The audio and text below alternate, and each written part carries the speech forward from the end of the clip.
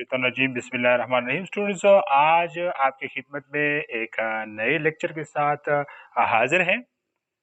आज हमारा जो टॉपिक है वो है ओलिगोसैकेराइड। स्टूडेंट, इससे पहले हमने कार्बोहाइड्रेट की एक तफसीली हमने जायज़ा लिया था कि कार्बोहाइड्रेट स्टूडेंट्स क्या है, और हमने वहाँ पर डिटेल के साथ लेक्चर में आपके साथ शेयर किया था कि कार्बोहाइड्रेट की जो टाइप्स है वो स्टूडेंट्स उनमें एक है मोनोसैकेराइड, और एक था स्टूडेंट्स ओलिगोसैकेराइड, और स्टूडेंट्स एक है पॉलीसैकेराइड। क्या है? पॉलीसैकेराइड। आज हम ओलिगोसैकेराइड के बारे में पढ़ेंगे। ओलिगोसैकेराइड स्टूडेंट्स, तो ओलिगोसैकेराइड क्या है यहाँ पर आप देख सकते हैं। Oligosaccharides are hydrolyzed to form or break off from 2 to 10 monosaccharides units. The units are monomers are joined to each other by glycosidic bond or glycosidic linkage. Student, when two monomers attach and come close to each other, they form disaccharide. When three monomers come close to each other, they form trisaccharide. Similarly, four monomers form a tetrasaccharide and five monomers form pentasaccharide.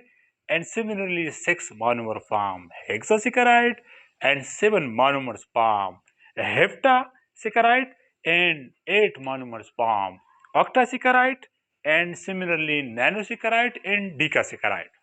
But the most common of them are disaccharide, which are formed from two monomers.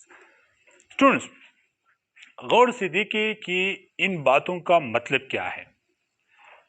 Student, monomers वो basic unit होता है जो carbohydrate का है। For example, जो हमारे साथ monosaccharide थे वहाँ पर ग्लूकोज, स्टूडेंट्स फ्रक्टोज, गैलेक्टोज, ये क्या थे स्टूडेंट्स? ये हमारे साथ बेसिक यूनिट्स थी या मोनोमर्स थी। ये मोनोमर आपस में अटैच होते हैं एक दूसरे के साथ और एक चेन बनाते हैं। वो चेन डिपेंड करता है कि वहाँ पर कितने मोनोमर्स अटैच है। अगर मोनोमर्स की तादाद स्टूडेंट 2 से लेकर 10 तक हो या इनके दरमियान हो तो स्टूडेंट्स इनको ओलिगोसैकेराइड है कहते हैं। अगर 2 हो स्टूडेंट्स तो उनको डाइसैकेराइड कहते हैं। अब देखिए, डाइसैकेराइड स्टूडेंट्स यहाँ पर जो सबसे कॉमन है ओलिगोसैकेराइड का तो वो डाइसैकेराइड है। डाइसैकेराइड में हमारे पास जो मोनोसैकेराइड्स है उनके 2 यूनिट कंबाइन होते हैं और हमारा एक वाटर मॉलिक्यूल रिलीज होता है, तो हमारा डाइसैकेराइड बनता है। अब इनके जो कॉमन एग्जाम्पल है वो उनमें से एक है सक्रोज। स्टूडेंट्स, सक्रोज कहाँ पाया जाता है? सक्रोज हमारे शुगर में प्रेजेंट है। लैक्टोज स्टूडेंट्स ये हमारे मिल्क में प्रेजेंट है। तो ये लैक्टोज और इसी तरह स्टूडेंट्स माल्टोज जो कि ये फ्रूट्स में प्रेजेंट है, और as a result of starch digestion ये हमारे जिस्म में आ जाता है। अब देखिए, ग्लाइकोसाइडिक बॉन्ड या ग्लाइकोसाइडिक लिंकेज समझना इंतहाई जरूरी है, और इसके ऊपर एमसीक्यूज भी आते हैं। शॉर्ट क्वेश्चन में भी ये पूछा जाता है कि what is glycosidic linkage, give an example और शो स्केचफुली और डायग्रामेटिकली। तो इधर देखिए स्टूडेंट, मान ले कि हमारा एक यूनिट है ग्लूकोज और एक हमारा यूनिट है फ्रक्टोज।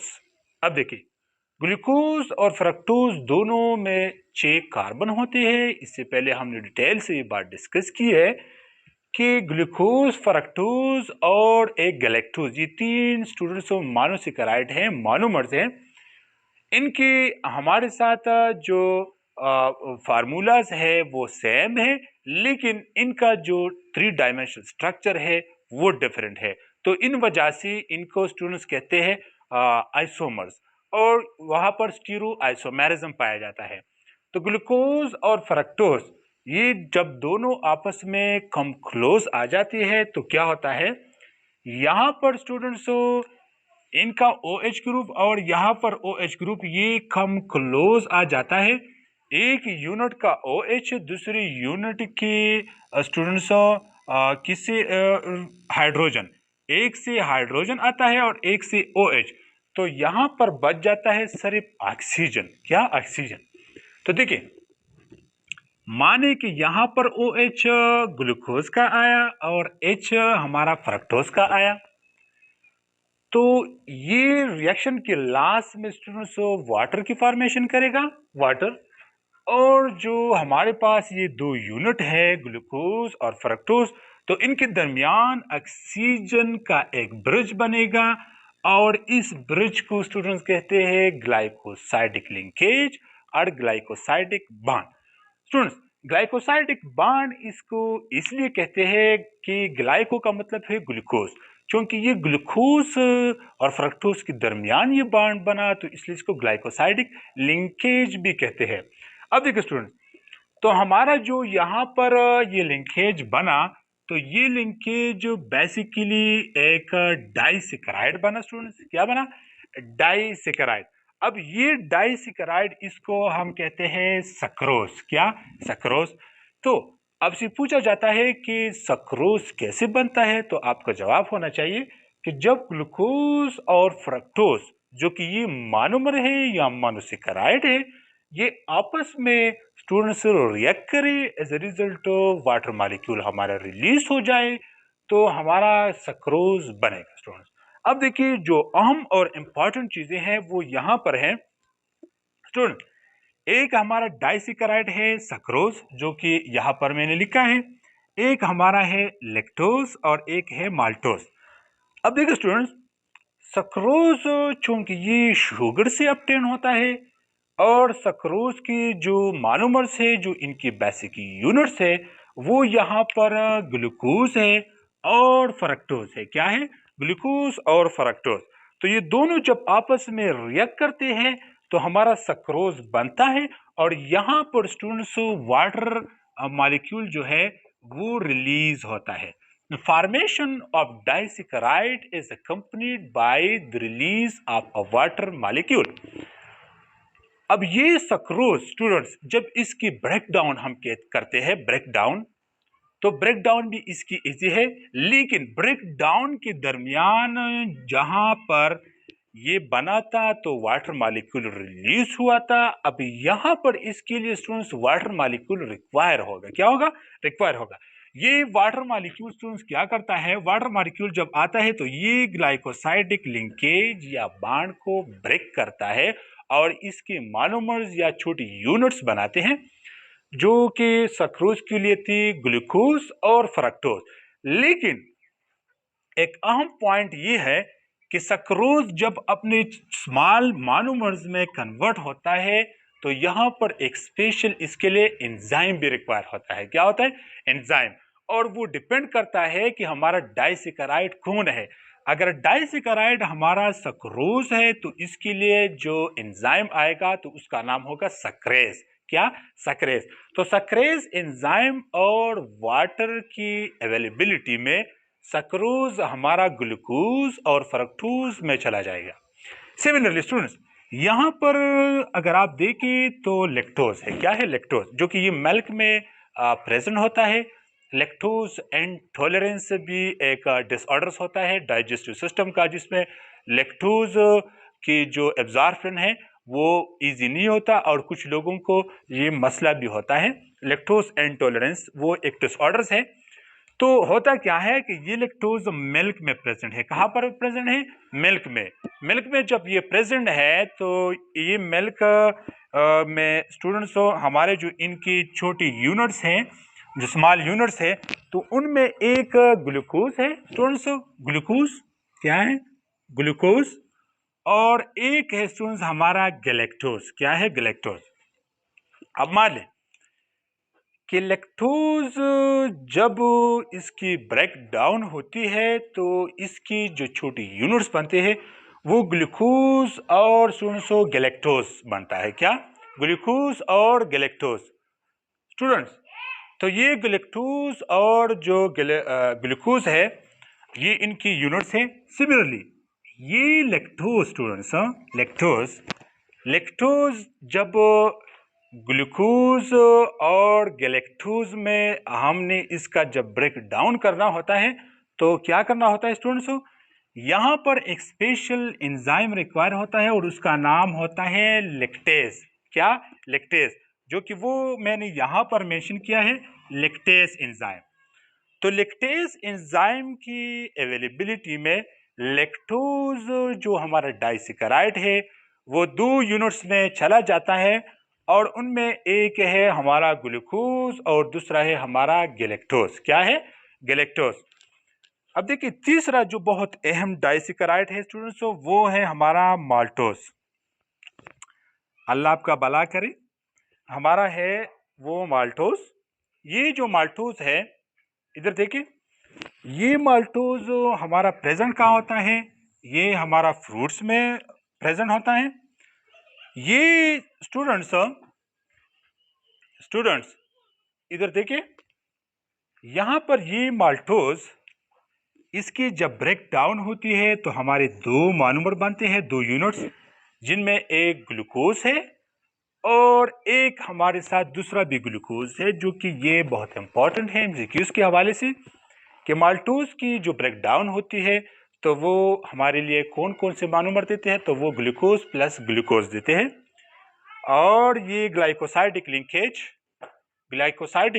में स्टूडेंट्स, थोड़ी सी बच्चों की आवाज़ आ रही थी तो उसके लिए माजरत स्टूडेंट्स, और उनको खेलने दो।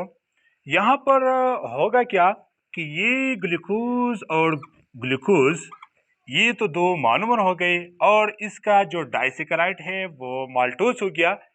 अब यहाँ पर माल्टोज की जब स्टूडेंट्स ब्रेकिंग होगी माल्टोज की फर्दर, तो वो भी ग्लूकोज और ग्लूकोज में ही जाएगा, लेकिन यहाँ पर एक स्पेशल एंजाइम रिक्वायर होता है और उसका नाम है माल्टेज। तो जो एंजाइम होता है वो डिपेंड करता है on the name of the disaccharide, just like sucrose sucrase, और इसी तरह लैक्टोज लैक्टेज और माल्टोज माल्टेज।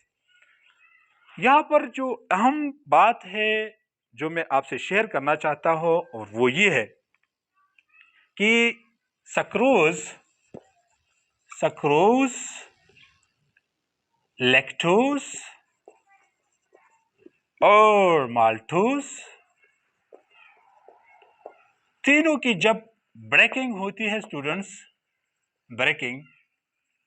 तो क्वेश्चन ये है कि तीनों में कॉमन कौन सा मोनोसैकेराइड है? तो तीनों में कॉमन मोनोसैकेराइड स्टूडेंट्स है वो ग्लूकोज है। क्या है? ग्लूकोज। अब देखिए, सक्रोज की जब ब्रेकिंग होती है तो मान ले कि वहां पर भी ग्लूकोज प्रेजेंट है। सिमिलरली लैक्टोज की ब्रेकिंग होती है तो वहां पर भी ग्लूकोज प्रेजेंट है। और हमारा स्टूडेंट्स जो माल्टोज होती है तो वहां पर भी ग्लूकोज होती है। तो ग्लूकोज जो है ना, ये हर जगह प्रेजेंट है इन तीनों में। तो ये थी हमारा आज का टॉपिक स्टूडेंट्स, ओलिगोसैकेराइड। अब एक बार फिर यहाँ पर ध्यान दें, बात ये थी कि ओलिगोसैकेराइड आर हाइड्रोलाइज्ड का मतलब ये है कि ये वाटर की अवेलेबिलिटी में इनकी हाइड्रोलाइसिस होती है, इनकी ब्रेकिंग होती है टू फॉर्म और ब्रेकअप, यानी ये ब्रेकअप हो जाते हैं। एक बात तो ये थी कि ये वाटर की अवेलेबिलिटी में इनकी ब्रेकिंग होती है। दूसरी बात ये है फ्रॉम 2 to 10 मोनोसैकेराइड यूनिट्स। अब बात ये है कि अगर इनकी फॉर्मेशन होती है तो फिर भी ये 2 to 10, इनकी रेंज क्या है? 2 to 10 मोनोसैकेराइड, इनकी रेंज है 2 to 10। अगर फॉर्मेशन की बात हो तो इनकी फॉर्मेशन भी 2 to 10 मोनोसैकेराइड से होगी, और अगर इनकी ब्रेकिंग की बात हो तो फिर भी इनका रेंज जो है वो 2 to 10 में इनकी ब्रेकअप हो जाती है। ब्रेकिंग के लिए स्पेशल एंजाइम की ज़रूरत होती है। फॉर्मेशन के लिए हमारी स्टूडेंट्स क्या है, क्योंकि फॉर्मेशन में हमारा वाटर रिलीज होता है। जितने भी हमारे डाइसेकेराइड है, ट्राइसेकेराइड है, टेट्रासेकेराइड है, पेंटा और इसी तरह, तो ये सारी इनकी जो फॉर्मेशन होती है तो यहाँ पर उनके हिसाब से वाटर रिलीज होंगे। मतलब ये है कि जितने मोनोमर्स हैं, मान लें कि हमारा ग्लूकोज प्लस ग्लूकोज और प्लस इसी तरह ग्लूकोज, अब यहाँ मान लें स्टूडेंट्स कि हमारे 4 ग्लूकोज आपस में रिएक्ट हुई तो कितने वाटर के मॉलिक्यूल रिलीज होंगे। अब 2 मोनोमर के हिसाब से 1 वाटर मॉलिक्यूल रिलीज होगा, तो 4 यूनिट्स के हवाले से और इसके हिसाब से स्टूडेंट्स 2 वाटर मॉलिक्यूल रिलीज होंगे। तो इसी तरह इनकी जो स्टूडेंट्स ब्रेकिंग होती है तो फिर भी इस हिसाब से इनकी वाटर रिलीजिंग होती है। अगर 2 यूनिट्स आपस में स्टूडेंट्स पहले से कंबाइन हुई होते हैं और इनकी ब्रेकिंग होती है तो 1 वाटर मॉलिक्यूल रिलीज होगा, जैसे कि यहाँ पर मैंने लिखा है। और अगर इससे स्टूडेंट्स 4 मोनोमर से बना हुआ जो टेट्रा हमारा सेकेराइड है तो उससे 2 वाटर मॉलिक्यूल होंगे। तो एमसीक्यूज क्या हो गई, ये है कि 4 मोनोमर से जो टेट्रासेकेराइड बनता है वहां पर उनकी ब्रेकिंग के दौरान कितनी वाटर मॉलिक्यूल रिलीज होंगी स्टूडेंट्स 2। और इसी तरह 6 से स्टूडेंट्स कितनी रिलीज होंगी 6 से 3, और इसी तरह 8 से 4 और 10 से 5। तो ये इवन एक ऑर्डर हमारा आया, क्या स्टूडेंट्स, इवन ऑर्डर के हिसाब से इनकी वाटर मॉलिक्यूल स्टूडेंट्स रिलीज होंगी और इसी तरह यहाँ पर रिक्वायर भी होती है। तो ये था ओलिगोसेकेराइड के हवाले से। और जो अहम बात है वो ये है कि डाइसेकेराइड उनमें इंतहाई मोस्ट कॉमन है। अगर आपसे क्वेश्चन पूछा जाए कि ओलिगोसेकेराइड में मोस्ट कॉमनली कौन सा सेकेराइड पाया जाता है, डाइसेकेराइड, ट्राइसेकेराइड, टेट्रासेकेराइड, तो ऑप्शन डाइसेकेराइड ठीक होगा। तो आज के लिए इतना ही। अब इसके बाद हमारा जो सेशन होगा वो होगा स्टूडेंट्स पॉलीसेकेराइड के हवाले से, और वो भी एक डिटेल से हम क्वेश्चन करेंगे कि आपको वो समझाए। स्टूडेंट्स अगर आपको हमारी वीडियो अच्छी लगी हो तो स्टूडेंट्स को काइंडली इसको शेयर करें, और हमारे चैनल पर अगर आप नए हैं तो इसको सब्सक्राइब करें ताकि आपको तमाम वीडियोस का नोटिफिकेशन बर वक्त मिल सके। अस्सलाम वालेकुम।